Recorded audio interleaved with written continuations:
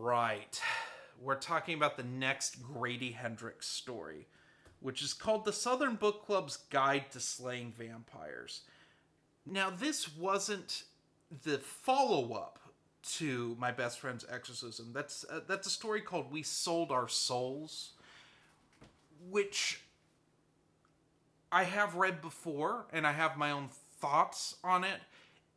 I was too far removed from this one to add it into this season of horror reviews. I plan to tackle it next season because I have a lot to say about that. But I read it several years ago. It was one of those books I read right before my house burned down, and I don't think I ever filmed a review for it.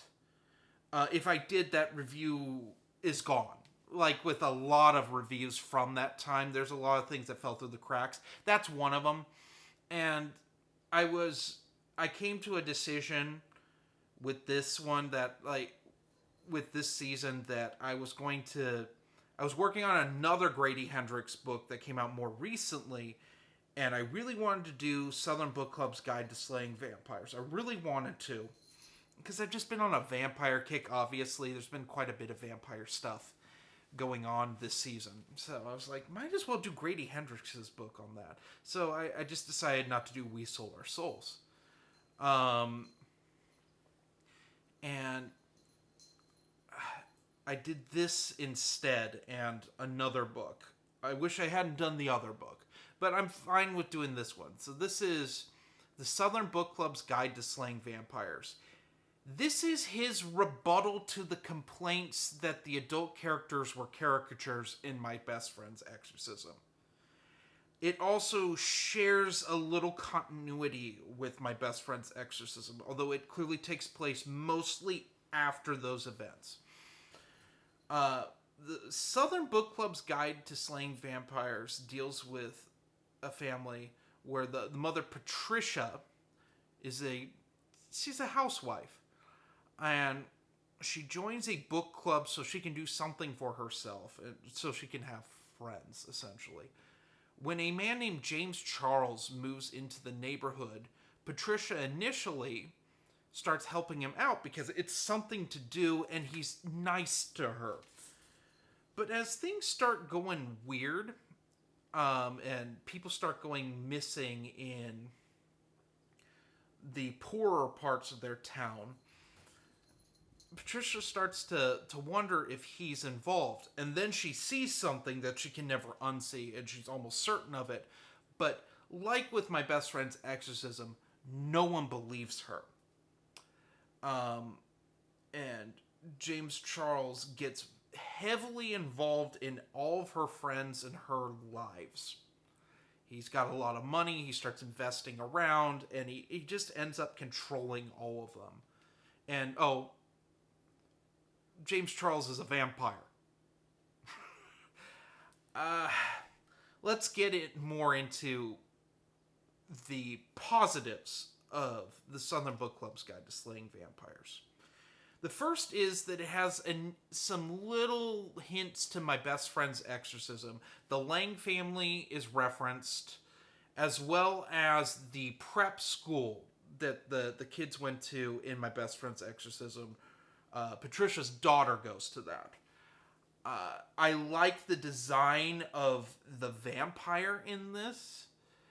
He almost has a mosquito, or if you're a Star Wars fan, he kind of has an anxiety sort of thing where like a tendril comes out of him and he feeds on them. I think it's supposed to be a mosquito, but as a Star Wars nerd, if you know what anxiety are, you know.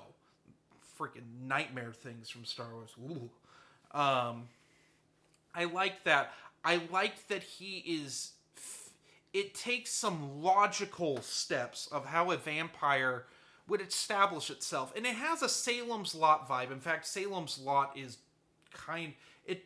the book itself shows up in this story, which was kind of fun. It was a fun nod. He feeds on, in the poor slum area, on minorities that in southern... I should say, I didn't say this in My Best Friend's Exorcism, but both these books take place in South Carolina. and it seems to be where Grady Hendrix is from, and he knows a lot about that area. Kind of like how Stephen King knows a lot about Maine. And it just feels organic having them there, and like the whole Southern hospitality thing. And a vampire would thrive off of Southern hospitality. Like all the neighborly things that go on in these rich neighborhoods. So he lives in a rich neighborhood. He feeds off of the poor community that the police wouldn't care about necessarily. And Patricia, from the get-go, gets assaulted by what we are led to believe is James Charles's great aunt, who he'd been feeding off of, and she like mauls Patricia. And so people start like viewing Patricia as like damaged goods from that point. And it doesn't help her husband's just a scumbag, sleazeball psychiatrist who uses his power over her as like his expertise in his field to be a manipulative scumbag husband. And manipulate the kids against her. It's really unpleasant. And those aspects work in this.